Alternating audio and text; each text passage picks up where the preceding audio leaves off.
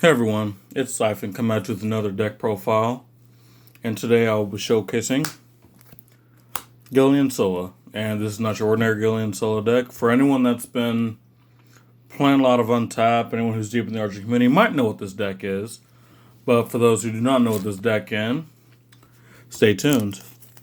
So why Gillian and why Solo? Gillian Solo allows you access to some of the most powerful cards in the game, being like Ancient Serpent's Breath, Phantasmal Storm, Finishing Ray. And there's some really cool interactions with Sola that'll be in this deck.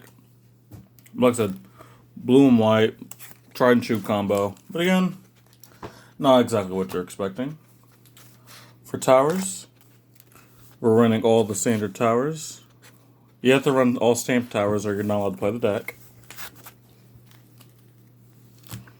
And for shards, we'll be hitting you with... with 6 standard shards. Well, and just dropped one. 3 hollowed crystals. 1 chrono shard. Now you can change this. Let me center this a little bit. You can change this to 5 standard shards, 3 hollow crystal, 1 zephyr, 1 chrono. If you are nervous about decks that use augments, that is totally okay. Personally, I would have one on my sideboard. Because I'm not too nervous. The only decks that run augments I'm really scared of probably Hoenna. I'm not really nervous about Liam. But let's go ahead and get to the deck. So, this is not a standard control deck. We are actually running Mechs. So like I said, if you guys have been playing a lot, and so you guys would know about this, but for those who don't know, you're like, Gillian, Mechs, nah, there's no way. But I promise you, yes, this actually works. And one of the focal points of this card, which is one of the neat interactions with Sola, this is a 0-cost Mega unit. Mega units not enter the queue, so this is just a free, evolve basically. You can exhaust it immediately because Omegas have quickness, and you have 2 options. One, you can search your deck for a Shard Mecha unit, which there are 3 targets, and you can place it under this card. Fine dandy. Or you can place as many Shard Mecha units under this card as possible. So some cute things you can do is, place it down, search for something, untap it, at the end of their turn, exhaust it, put everything out, boom, going into your turn 2, you have 3 units out. Pretty crazy. But yeah, this is probably one of the better cards in the whole entire deck, and you still got the 1 stamp because, gotta go max rarity when possible. Next, we have 3 Shiru. Shiru being the Guardian, 500. Nothing too special. Can be the play starter if you do have the 0-drop mech in hand. And he searches for when he dies. Buki, 2-drop 1k, target attack. With target attack, actually is kind of relevant right now with Republoom being out. Because it gets 500 when it attacks. You could easily just be like, alright, kill your Republoom. Nice. So, pretty nice. And it searches for Tsubasa.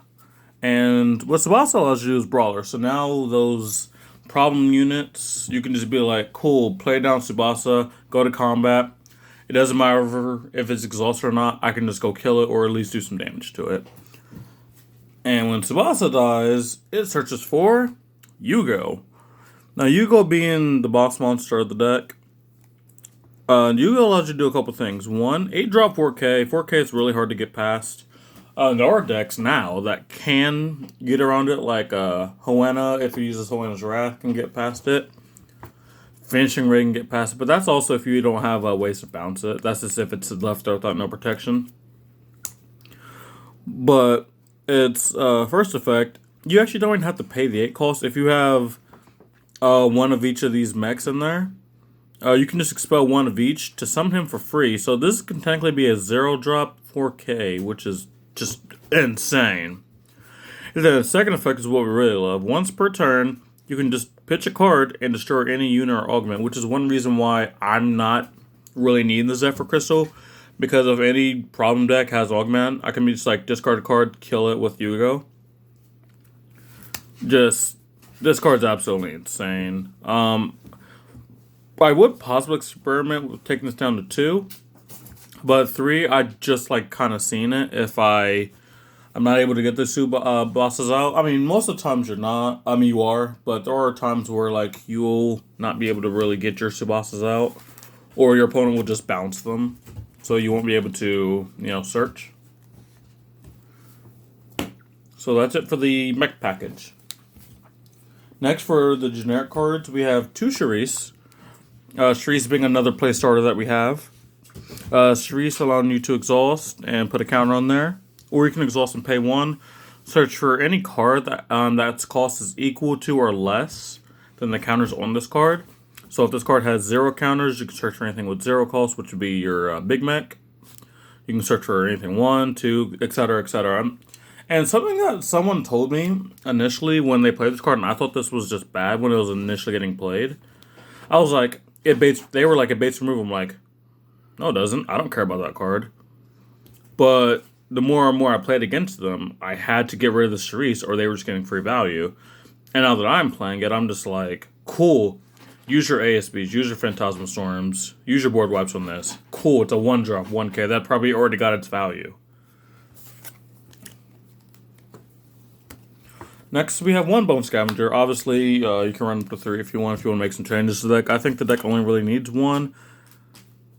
There can be instances where someone takes care of your Bone Scavenger, and now their graveyard is off limits for you.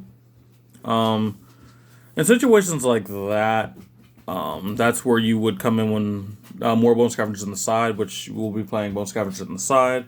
But 1 in the main seems good to me. Decent play starter. Can get pretty big if not dealt with. Next we have 1 Visitor. 2, obviously, if you would want to run 2. I want to run 1 just because this deck can get kind of tight when it comes to its list. Obviously, there are expendable cards, which I will go over whenever I do show them. Like I said, 1 Yugo could be taken out for additional Visitor if you want to. But I think 1's just perfectly fine. We have... this is one thing that my list differs to from the No Honor Gaming version. Is I play 1 Battle Angel of Dominion. It's because a lot of your cards that you'll have in your hand are Argent. So this is just free removal plus a 2500 beater. The 5 costs can be kind of steep, but you're running blue, you're running white. You'll easily get to 5, hopefully without being blown out. But obviously, if you are getting blown out, this can just be like, here's a problem unit. Like, let's say you're going against the mirror match, you can just take care of their Yugo with this.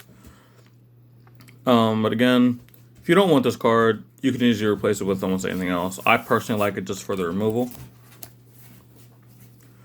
Next, for the last monster we have 1 Mayu.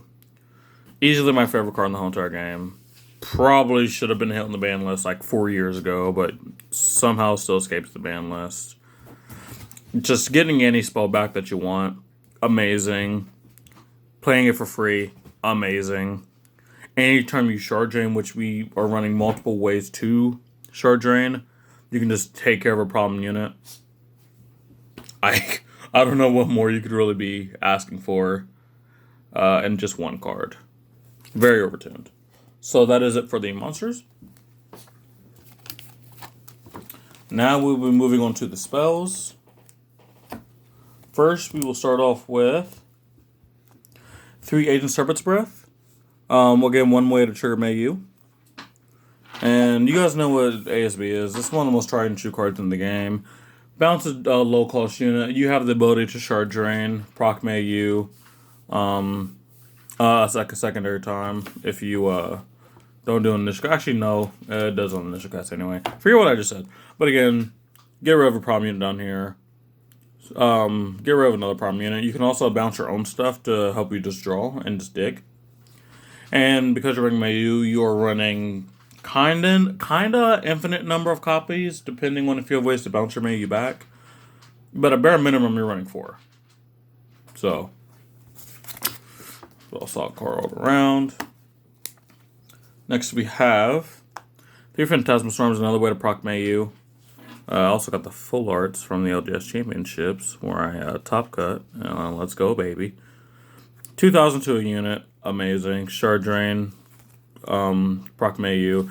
Then you have the thing that you can do. Is you can Shard Drain one, expel one of these from your discard pile to go search for another one.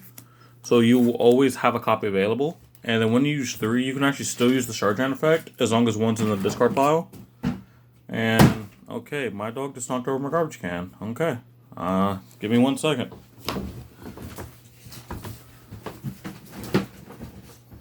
Alright.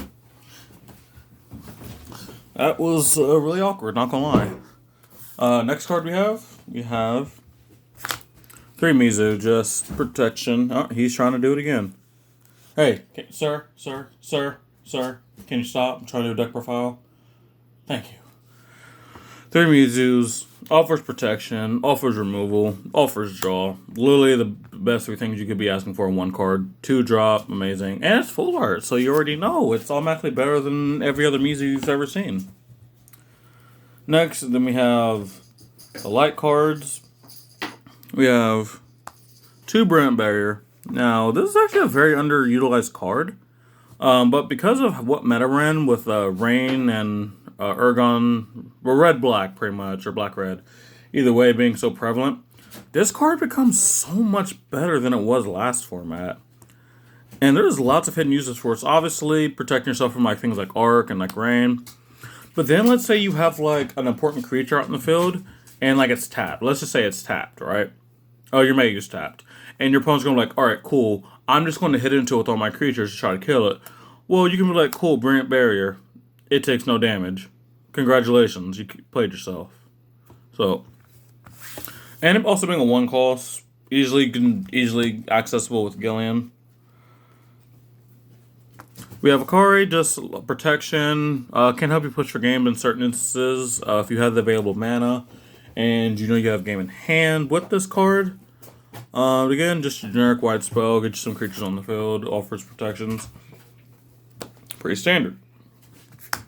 1 Holy Slash can be up to 2 if you want to, but because we have things like Mayu, we obviously have an additional copy of it.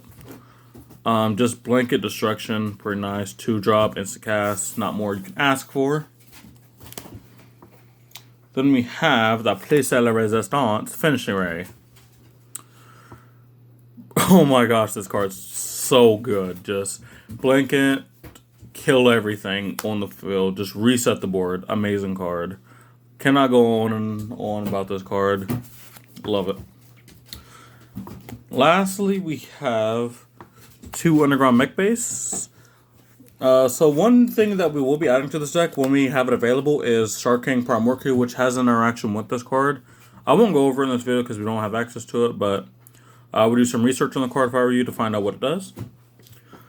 But we can exhaust, discard a mech, which gets mechs in discard pile to possibly bring out Yugo. You add a counter and you draw a card. So you're evening out on card advantage, but because of how your deck plays, you're actually just plussing.